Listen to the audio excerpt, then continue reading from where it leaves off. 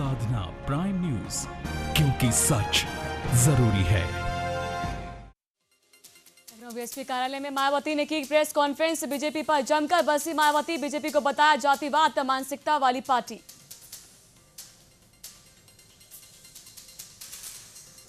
आपके विधायक का अमानुल्लाह की गिरफ्तारी से नाराज कार्यकर्ताओं ने दिल्ली में किया है चक्का जाम। विधायक पर लगा है महिला से बदसलूकी का आरोप। केजरीवाल ने ट्वीट कर पीएम मोदी पर साधा निशाना।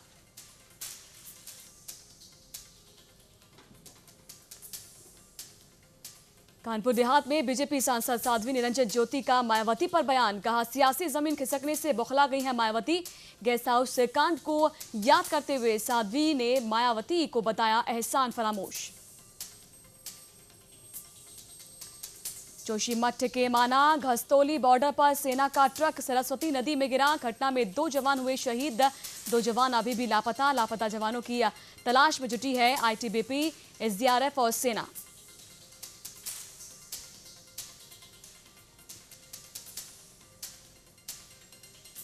रियो ओलंपिक से पहले भारत को बड़ा झटका। भारतीय पहलवान नरसिंह यादव डोप टेस्ट में हुए फेल। 74 किलोग्राम भार वर्ग में पेश कर रहे हैं दावेदारी।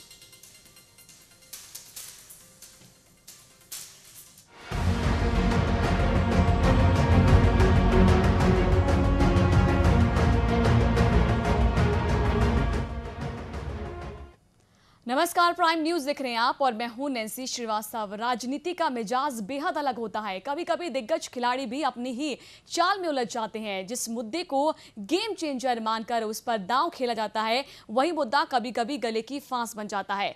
बात बीएसपी की कर रहे हैं, जो बीजेपी पर महिला सम्मान के मसले पर हमलावर थी। पूरा मामला महिला सम्मान से जुड़ा हुआ है और पूरा मुद्दा नेताओं की गजबर लंबी जुबान की सबूत है, जो बस बोलना जानती है और वो क्या बोलने जा रहे हैं ये खुद बोलने वाले को भी पता नहीं होता। दयाशंकर का बयान निंदनीय था, तो वहीं बीएसपी के कार्यकर्ताओं के नारे भी उतने ही आपत्तिजनक थे।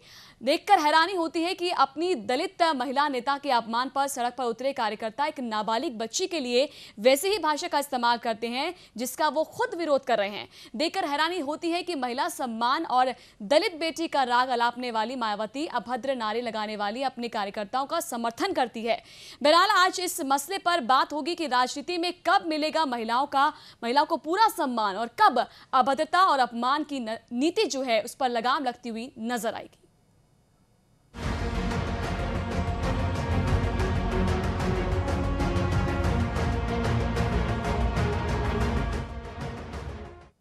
तो चलिए सबसे पहले आपको सुनाते हैं कि मायावती ने आज क्या कुछ कहा।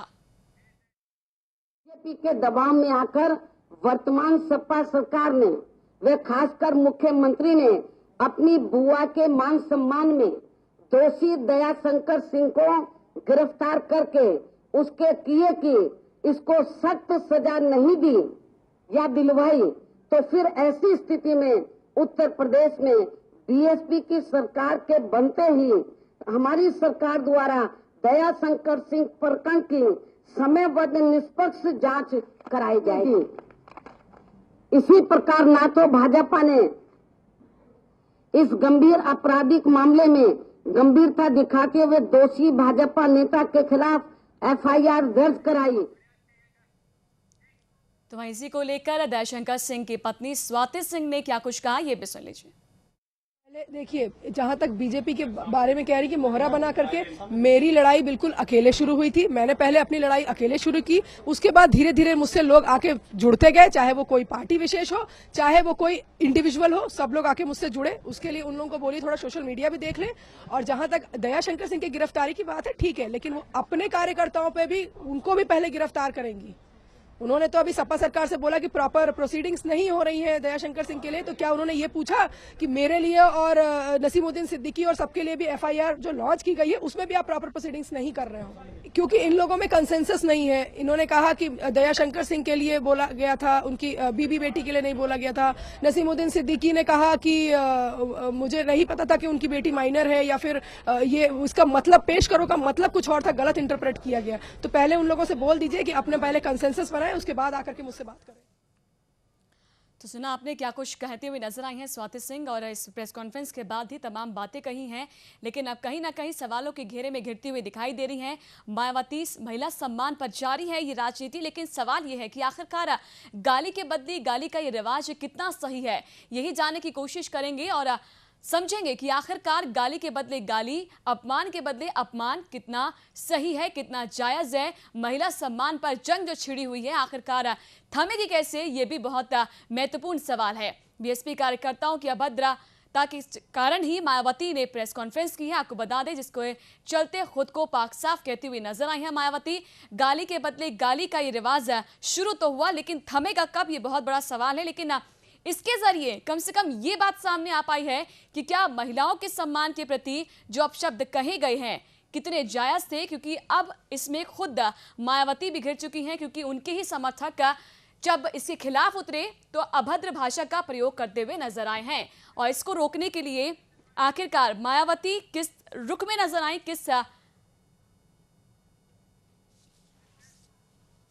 क्या अंदाज उनका था, यह भी आपने जरूर देखा था।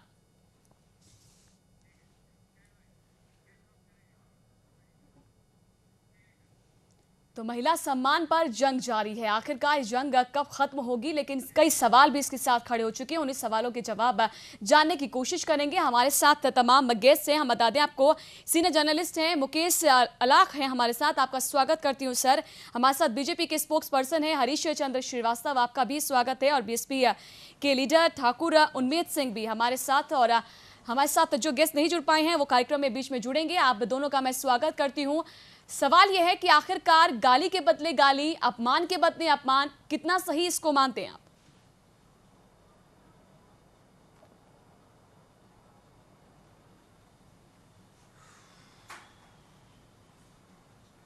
बीएसपी से जुड़ा ये सवाल है, तो मैं चाहूंगी कि ठाकुर उन्मेद जी, मैं आपसे चाहूंगी कि चलिए मुकेश जी हमारे साथ जुड़े हुए हैं। मुकेश जी, देखा जाए तो एक तरफ राजनीति इस पर गरमाई हुई है, साफ दिख रहा है कि एक के बाद एक आरोप प्रत्यारोप का दौर शुरू हो चुका है, लेकिन इस बयानबाजी का कोई अंत होता हुआ नहीं दिखाई दे रहा है। अब खुद मायावती प्रेस कॉन्फ्रेंस करती हुई दिखाई दी है।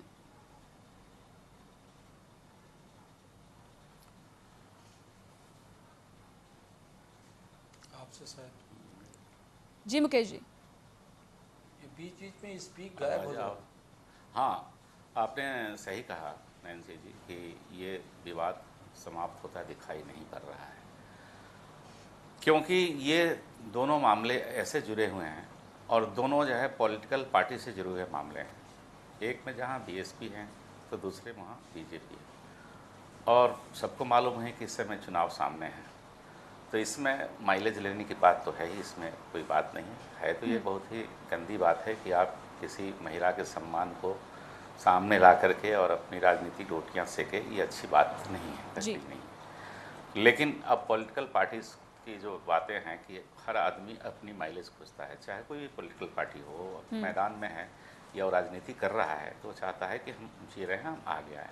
लेकिन ये आपने जैसा कहा, ये बिल्कुल ही शर्मनाक है कि आप इस बीच में किसी महिला और महिला सम्मान को लाते हैं।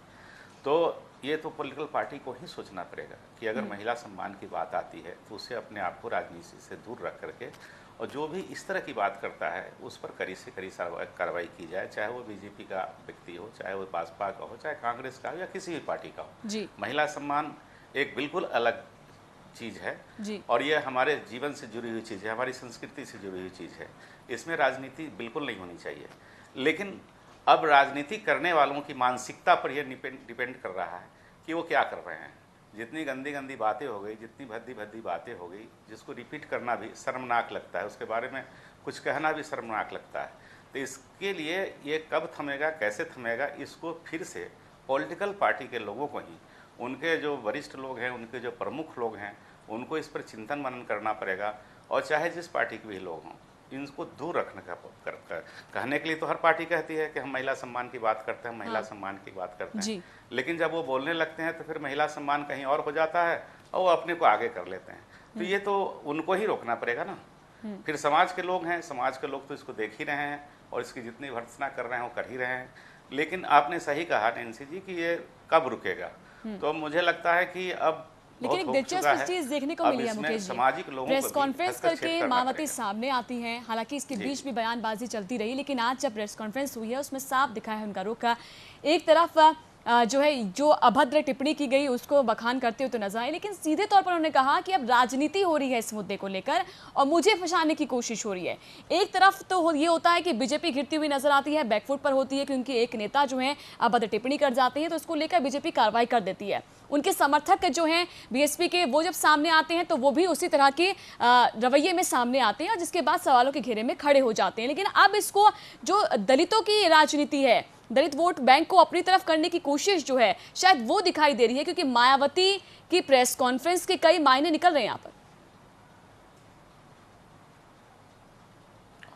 हाँ बिल्कुल नैंसी जी, आपने सही कहा। बीजेपी ने बहुत सही किया और तुरंत कार्रवाई की। हाँ। बीजेपी ने अपने उनको पार्टी से निकाला, उन पर जो भी एक्शन लेना चाहिए था उन्होंने लिया। इसको हम भी अप्रिशिएट करते हैं, लोग भी अप्रिशिएट कर रहे हैं। ऐसी बात नहीं है कि बीजेपी ने, लेकिन बीएसपी ने कोई एक्शन नहीं लिया, कुछ नहीं किया और उसको जस्टिफाई करने की लगातार कोशिश कर रहे हैं कि उनका गुस्सा था। गुस्सा किस बात का था भाई? गुस्सा तो किसी को भी आ सकता है, तो गुस्सा आ गया तो आप महिला सम्मान को दरकिनार कर देंगे, जो भी चाहेंगे बोल देंगे। अभी तक उन्होंने इस पर कोई क्षोभ व्यक्त नहीं किया, चाहे बड़ी बड़ी प्रेस कॉन्फ्रेंस कर रहे हैं, चाहे हाउस में बोल रहे हैं, जो कि उनको करना चाहिए। उनको सोचना चाहिए कि वो एक पॉलिटिकल पार्टी है नहीं, और उनको भी जिस तरह से बीजेपी ने एक्शन लिया उस तरह से उनको भी एक्शन लेना चाहिए, कम से कम अपनी छवि और तो यही सामने बात कहते हुए लाएं। स्वाति कोई सिंह भी जो है उनके दिखाई पार्टी दी थी। को हमारे गलत साथ कर रहा है, जो justify कर- है बीजेपी से भी स्पोक्स पर्सन हरीश चंद्र श्रीवास्तव जी जुड़े हुए हैं। हरीश जी, आप कितना सही मानते हैं? हालांकि इसका रुख जो है आपने स्पष्ट कर दिया है, दयाशंकर सिंह को आपने पार्टी से ही जो है 6 साल तक के लिए निष्कासित कर दिया है, लेकिन मायावती की जो प्रेस कॉन्फ्रेंस हुई है इसको लेकर क्या प्रतिक्रिया होगी? नैन्सी जी देखिए, बहुत ये जगजाहिर है कि भारतीय जनता पार्टी ने जैसे नेतृत्व के संज्ञान में आया, जैसे वो वीडियो क्लिप नेतृत्व को मिली, उसने दयाशंकर जी के खिलाफ एक्शन लिया। उनको पद से ही नहीं हटाया, बल्कि उनको पार्टी से 6 साल के लिए बाहर कर दिया। और इतना ही नहीं, जब 2 जून 1995 को मायावती जी खुद गेस्ट हाउस में घिरी थी, तो भारतीय जनता पार्टी के ही स्वर्गीय ब्रह्मदत्त द्विवेदी जो वरिष्ठ नेता थे, वो और भारतीय जनता पार्टी के कार्यकर्ता और नेता आगे आए थे और उनको गेस्ट हाउस कांड से उनको बचाया था। और आदरणीय अटल जी ने इस विषय को पार्लियामेंट में उठाया था, तब भी ये नारी सम्मान का विषय था। हाँ। आज मायावती जी को देखिए कि उनका जो व्यक्तित्व है वो जगजाहिर हुआ है। जिस तरह से एक नारी सम्मान को नसीमुद्दीन सिद्दीकी को निर्दोष बताते हुए उन्होंने एक बेटी का ही नहीं, पूरी नारी जगत का उन्होंने अपमान किया है और इसकी घोर निंदा की। हरीश जी, आपके साथ जुड़ूंगी और हमारे साथ मुकेश जी हैं, उनसे भी जानने की कोशिश करूंगी। फिलहाल वक्त एक छोटे से ब्रेक के तुरंत बाद लौटेंगे, जानने की कोशिश करेंगे कि बयानों की मर्यादा को आखिरकार ताक पर क्यों रखा जा रहा है।